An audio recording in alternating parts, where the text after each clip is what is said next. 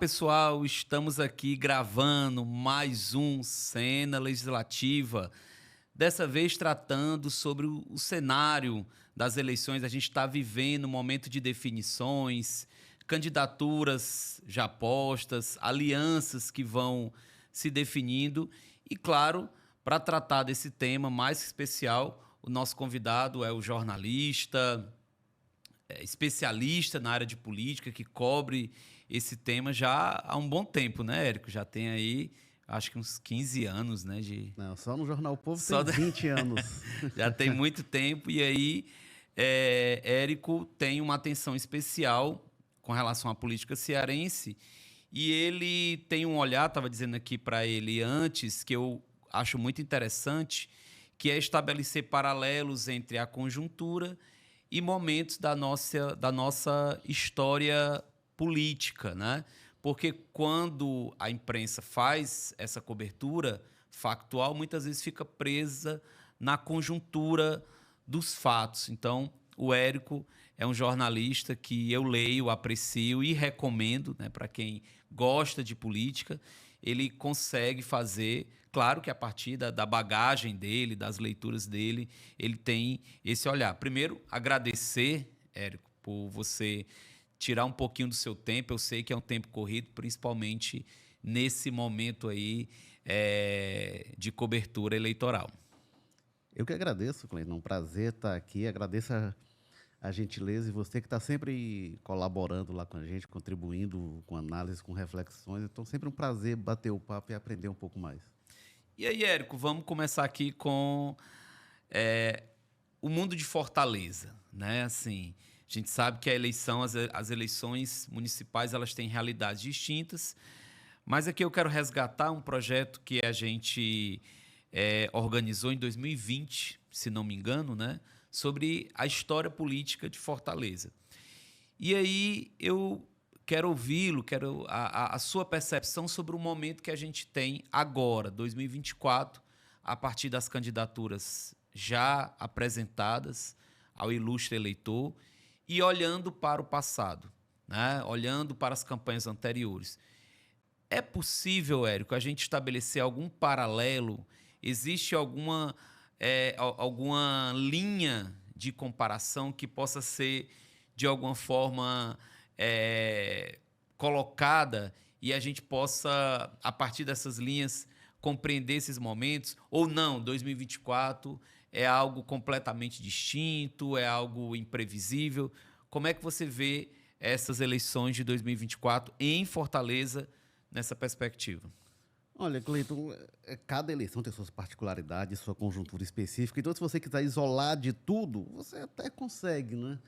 Mas quando a gente pega um tempo de estrada, a primeira eleição que eu cobri foi em 2004. A gente vê que algumas coisas dizem, rapaz, eu já vi coisa parecida com isso. E aí você começa a não se impressionar tanto. Essa eleição, acho que tem uma coisa muito interessante, porque para a gente que cobre política, que acompanha política, a gente gosta muito. E a eleição é um momento em que se discute de forma muito visceral as questões, os problemas. Muita coisa é posta à luz e as pessoas que às vezes não estão envolvidas nesse debate passam a se envolver. Então, e a eleição municipal é o momento mais legal que tem na política, que a gente discute questões que estão muito próximas. Quem é do interior, então, a eleição do interior é mais legal do que na capital. Até eu sempre digo isso, porque você pode passar a sua vida numa capital sem nunca ter visto um prefeito, às vezes sem nunca ter visto um vereador. Cara, no interior, as pessoas sabem onde é a casa do prefeito, conhecem o prefeito, às vezes o prefeito é parente de alguém, o vereador, todo mundo tem parente que é vereador, tenta ser ali secretário, então acaba sendo algo muito visceral. E a gente vem de duas eleições municipais que foram ofuscadas. Acho que elas foram as de 16. A eleição de 16 ocorreu ali no momento que estava sendo votado no Senado o impeachment da Dilma Rousseff. Então foi uma eleição muito ofuscada por aquilo ali. 2020 foi no meio da pandemia, foi uma eleição estranhíssima, não teve esse calor da eleição municipal. Então acho que tem muita expectativa das pessoas, tem algumas expectativas refreadas aí, tende a ser uma eleição muito quente. Não dá para dizer que é igual, mas eu acho que a gente teve duas eleições recentes que eu acho que se assemelham a isso, que são a de 2004 e a de 2012, que foram eleições muito acirradas, muito disputadas. Essa tem uma característica diferente das duas, que é uma campanha de reeleição. até hoje, todo mundo que buscou a reeleição conseguiu. Juracy se reelegeu, Luiziane se reelegeu no primeiro turno, inclusive, Roberto Cláudio se reelegeu e o Sarto vai buscar a reeleição. Então, até em dado momento, muita gente considerou o Sarto, não, está muito desgastado, mas o Juracy entrou desgastado para a reeleição, começou lá atrás nas pesquisas, Luiziane também, e os dois conseguiram se reeleger. Então, quem tem a máquina tem uma força muito grande, mas são campanhas que eu diria que vai ser uma surpresa se alguém vence no primeiro turno. E a gente talvez tenha um nível de surpresas, de reviravoltas, como teve nessas duas campanhas. Acho que a gente pode ter isso agora também, com movimentações ao longo das pesquisas. Então, e uma eleição diferente dessas todas, porque ela é mais curta. Até Isso. 2015, quando tem a reforma eleitoral, as campanhas tinham 3 meses. E agora é 1 mês e meio, então, pelo menos de primeiro turno. Né? Então, tende a ser tudo mais rápido e tudo mais imprevisível ainda. Érico, dos nomes que estão colocados, apresentados até o momento, né, que foram colocados nas convenções partidárias, a gente viu, e está vendo também a partir das pesquisas de intenção de voto que aqueles candidatos que defendem e que têm discursos que se aproximam do que a gente chama de direita, de centro-direita, eles estão muito bem posicionados, né? Existe ali, porque quando aparece uma pesquisa, mas nas últimas 4 rodadas de pesquisa, existe ali, e aí eu te pergunto, né? E olhando também para os períodos anteriores, a gente tem em 2024, mesmo que dividida, mas um eleitor conservador mais consolidado, um eleitorado conservador mais consolidado em Fortaleza, Érico? Você sabe, Cleiton, eu fazia ali meados dos anos 2000, eu fazia parte da equipe do Anuário do Ceará. E o Anuário, ele pede para os parlamentares se identificarem, uma autoidentificação ideológica deles. E nessa época ninguém se dizia de direita, todo mundo era esquerda, centro-esquerda, então você tinha ali E isso mudou. Hoje, cada vez menos gente se diz de esquerda, de centro-esquerda. Alguns se dizem de centro e muita gente se apresenta de direita. Então, a gente tem momentos históricos em relação a esses posicionamentos. Né? E se a gente somar as candidaturas de direita, daria uma perspectiva nas pesquisas, perspectiva de vitória em primeiro turno. Sim. Mas elas estão fragmentadas. Né? Elas estavam juntas em 22, juntas em 20. E em 18 tinha um certo fatiamento ali, mas em 20 e 22 elas estavam juntas e acabaram se dividindo. Muita gente acha que com essa divisão isso pode prejudicar a candidatura que lidera do capitão Wagner, que pode perder votos para o bolsonarismo, principalmente para o André Fernandes. Não se sabe com qual ênfase, talvez. Tem muita gente apostando nas máquinas, né? Aí quando volta para 12, o pessoal acha que pode dar as máquinas, que não são as candidaturas do campo da direita, né? São do PT e do PDT. Mas não sei se isso é tão simples, não, porque a direita mostrou muita força. O pessoal fala muito isso, né? O capitão Wagner, toda a campanha começa na frente e aí vai caindo. Eu digo, olha, ele liderou em 16 não, mas em 20 e 22 ele liderou e acabou perdendo. Mas nas 2 eleições, em nenhuma eleição que ele disputou, aliás, ele ficou abaixo de 30%. Isso. Então, um percentual muito forte. 30% o coloca no segundo turno. Quase que com certeza o coloca no segundo turno. Mas ele tem um cenário mais difícil agora do que nunca, porque ele tem uma competição pela primeira vez no próprio campo da direita. Mas eu não dou tão barato assim como o pessoal coloca, o Wagner vai derreter. Imagino que ele deva perder voto. Quanto? Aí não sei se vai ser suficiente para deixá-lo fora de um segundo turno. Agora, as máquinas têm muita força. Né? A gente vê que a base do governo com Evandro Leitão e o prefeito Sarto, que eu já comentei, são realmente difíceis de desprezar. A gente tem alguns ciclos na história de Fortaleza. Né? Depois de 88, sim, que o Tasso elege o Ciro, tinha um período que se dizia que o governador não ganha eleição na capital. Teve em 92, 96, 2000, 2004, o governador não vence. Aí, desde 2008, o candidato do governador, ou a candidata, como foi em 2008 com a Luiziane, venceu todas. Isso. E aí então, a gente tem a onda, ou um período longo que o governador sempre perde, ao longo da era Tasso principalmente, depois não. Aí vem Luiziane com o apoio do Cid, Roberto Cláudio com o apoio do Cid, o Roberto Cláudio, que teve apoio do Camilo, embora não apoio direto no primeiro turno, mas no segundo Sim. turno, o Camilo não fazia campanha para outro, o Sarto, em 2020, é a mesma coisa. Então, a gente vem de um momento aí que o governador tem tido uma influência grande para eleger os prefeitos. Então, a gente vai ver agora essa força da direita com a força da máquina municipal, que está invicta até hoje em campanhas de reeleição, e da máquina estadual. E, Érico, até que ponto o xadrez político nacional vai influenciar a campanha em Fortaleza? Também é uma interrogação que eu acredito que a imprensa, líderes partidários, porque a gente sabe que dependendo das variáveis e do tipo de influência, isso vai pesar mais para um candidato, vai prejudicar. Como é que você vê isso? Olha, essa é uma ótima questão que a gente vai ter nessa eleição. Normalmente, eleição municipal é influenciada por questões locais. Sim. Até tem uma influência de fora, mas em geral são os aspectos locais, até porque tem uma questão que é preponderante. Eleição para governador, por exemplo, é eleição junto com a de presidente. A pessoa está lá na urna no mesmo momento, vai dar os dois votos. Isso. Então, a tendência da pessoa votar ali na mesma chapa tem um peso.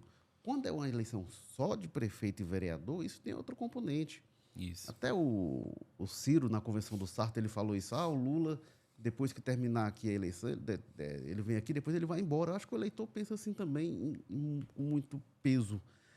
Até por isso, acho que atores locais, a gente fala da influência do Bolsonaro, é uma influência diferente. A gente tem hoje momentos também, a gente vai ter de ver, porque a gente nunca teve uma polarização como essa do bolsonarismo. Mas 2020, no auge da polarização PT-Bolsonaro, deu PDT em Fortaleza. Não era uma candidatura que estava em nenhum desses ciclos. Agora, o Lula é um personagem forte, mas talvez o Camilo tenha mais influência nesse sentido do que o Lula. E vamos ver como é que vai ser a influência do governo humano, que vive um momento de dificuldade na segurança, né? Então, pode ter influências negativas também, né? Eu tô curioso para ver. Muita gente acha que, olha, eleição municipal se resolve com questão local.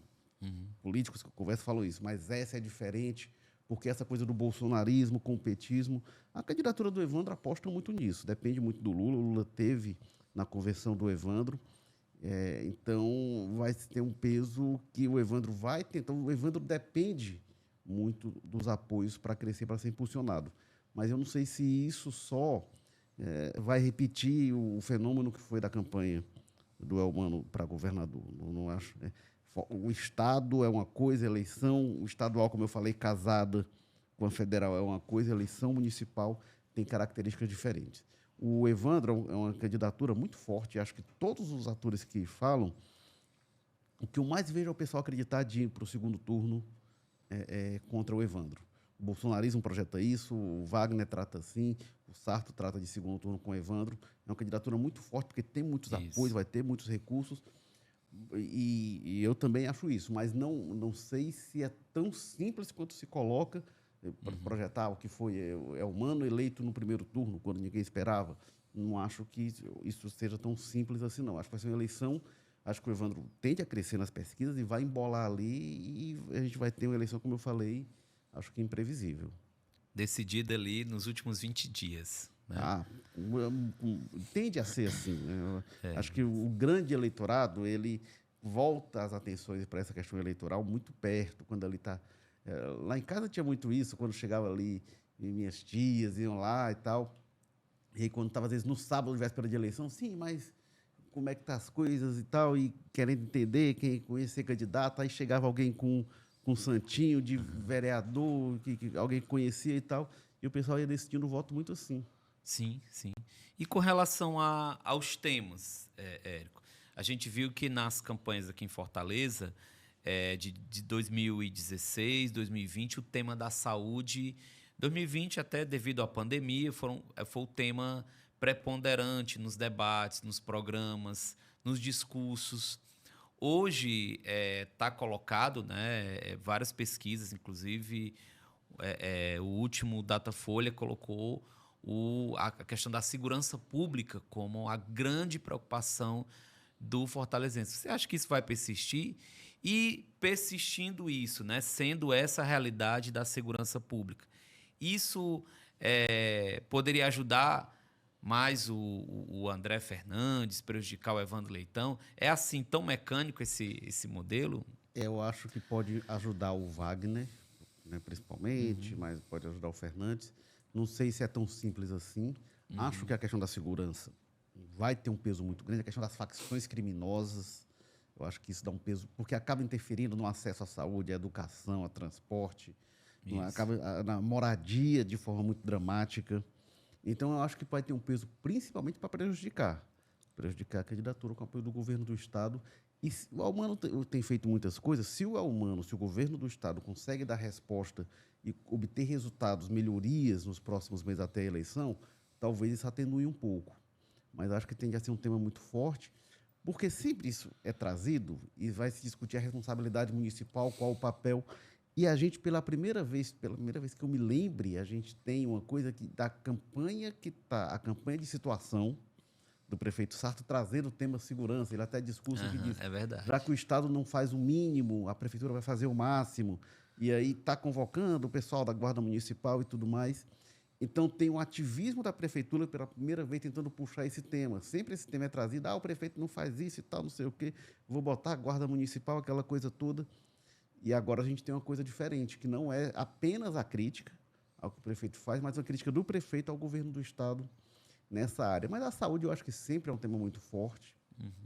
Também segue um tema, uma questão muito séria, muito dramática, afeta as pessoas de forma muito direta. Tem uns temas que eu adoraria ver discutidos. Acho que uma das questões cruciais, moradia, por exemplo. A moradia, você ter uma casa e ter uma casa com dignidade é a porta de entrada para quase todas as políticas públicas. Então, quando a gente fala de pessoas em situação de rua, é muito difícil você garantir o mínimo de dignidade àquilo ali. Como é que você vai falar em saúde, em educação, sem falar das outras questões de cidadania? Então, acho que... E perpassa a questão das facções também, com famílias expulsas de casa. Então, acho que... Agora, é um tema que eu adoraria ser visto tratado, mas não sei qual ênfase os candidatos darão. Perfeito.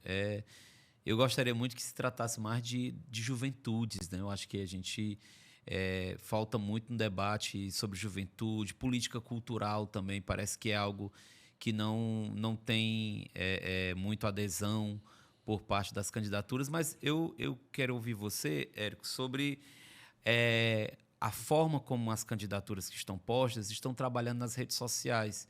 Está sendo muito impactante, porque a gente está vendo praticamente uma reconfiguração de imagem pública, né? Por exemplo, no caso do prefeito Sarto, o que o pessoal está chamando de Sarto descolado, zoeiro, né? Assim, uma imagem mais jovem, né? Assim, mais com gírias. Esse modelo, o Capitão Wagner buscando também suavizar aquela imagem de um político exclusivo da segurança, né? A gente vê isso do Evandro Leitão também já se aproximando desse mundo das redes sociais, tentando... eu vi um vídeo dele chamando para a convenção algo mais descontraído. Como é que você vê essas modulações dessas candidaturas? Citei as três aqui, parece que foi a que me lembrei aqui de imediato, mas isso cola realmente, de fato? Por exemplo, uma figura política que passa vários anos com um tipo de perfil e chega lá alguns meses antes das eleições e muda isso. Você acha que isso cola junto ao eleitor? O pessoal especialista em redes sociais fala que isso é a receita do que não se deve fazer, né? Tem uma presença episódica em redes sociais. Isso. E assim como na cidade, né? O André Fernandes é a candidatura que tem essa presença mais contínua em rede social e na campanha ele dá continuidade a isso. E o Sarto, ele é notadamente quem tem tido o trabalho mais profissional, voltado já com uma estratégia muito clara, voltada para a comunicação. Então, muita coisa para viralizar ali. E, no primeiro momento, eram várias coisas que estavam ali no componente do jocoso e depois começou a trazer algo mais trabalhado, como a história do correndo lá para responder ao Capitão Wagner e tal. E aí já tinha um vídeo que tinha um sentido para além do zoeiro. O Wagner, na convenção, ele disse uma coisa, porque o Sarto foi bem agressivo na convenção, fez críticas a vários deles, inclusive ao Wagner, e o Wagner falou, quero saber qual Sarto a gente vai ter na campanha. Se vai ser o zoeiro ou se vai ser o crítico, e o Sarto até respondeu bem, disse, olha, todos eles me criticam, e é verdade. Então eu vou vai ter chumbo trocado também. Chumbo trocado é a expressão minha, ele não falou isso. Vai ter a troca de críticas. Eu, em dado momento, achei estranho essa persona que tentam construir para o Sarto, um pouco dissociada de quem ele é. O Sarto, para quem não convive com ele, talvez não saiba, o Sarto é uma pessoa super agradável, uma pessoa muito educada. Eu sempre digo, inclusive, dos prefeitos que eu convivi, acho que ele foi o que melhor eu vi lidar com a crítica, porque o Sarto foi muito criticado em dado momento. Isso. Nossa, era. E o Sarto, eu nunca vi ele sair da linha. O ex-prefeito Juraci, peguei o final da gestão dele, incomodava duramente, ficava magoado, reclamava. A Luiziane, ela fez greve com a gente lá, uma vez no Jornal Povo, disse, estou de greve com o Jornal Povo, não falo, irritada com as críticas. O Roberto Cláudio tinha ruídos também, o Roberto Cláudio que é uma pessoa de ótimo trato também, mas ele, quando tinha algumas questões que ele não gostava, e o Sarto, ele lida muito bem, quando que eu falo, nossa, da imprensa, mas mesmo da população, você não vê algumas reações dele, ele reconhece, enfim, faz ponderações. Mas eu nunca vi o Sarto como essa figura folclórica. Chegasse a esse ponto. Ao mesmo tempo, eu vi algumas manifestações dele, por exemplo, quando teve aquela morte no IJF, dentro do IJF, sim. O Sarto fez uma postagem que eu disse, cara, eu não imagino o Sarto falando isso. Era numa agressividade com o governo do Estado, e depois, até associando a facção, que depois se foi ver que não era bem aquilo, mas estava dito. E disse, cara, eu não vejo o Sarto dizendo isso. Estão colocando aí uma persona que não combina com a personagem, com a figura real, com o CPF, né? A pessoa física. E eu acho que isso é um cuidado que as campanhas vão ter de ter. Agora, a campanha é muito curta. A campanha curta, ela tem um problema que, às vezes, não... Algumas ondas podem vir para ficar, porque quando você tem uma campanha mais longa, vem uma coisa que emplaca, vira onda, depois as pessoas se cansam e aquilo se esvazia. Como é pouco tempo, a onda pode ser que a pessoa que esteja ali no auge, a pessoa vai e volta, e quando, às vezes, passa a eleição, a pessoa já saturou daquilo ali. Então, é um risco que a gente pode ter. Agora, é uma estratégia ousada, agressiva na campanha do Sarto, nessa coisa do meme, né? Isso. Até um colega nosso, o Ítalo Coriolano, ele escreveu um artigo que ele deu um título que eu achei muito feliz para o espírito da campanha no momento, que ele deu, quem dera ser um meme. Parece que as campanhas são isso. Todo mundo está querendo virar meme, virar engraçadinho, enfim. Isso. Perfeito. É isso, Érico. O Érico fez aqui um apanhado bem geral, bem categórico sobre o momento que a gente está vivendo na campanha de Fortaleza.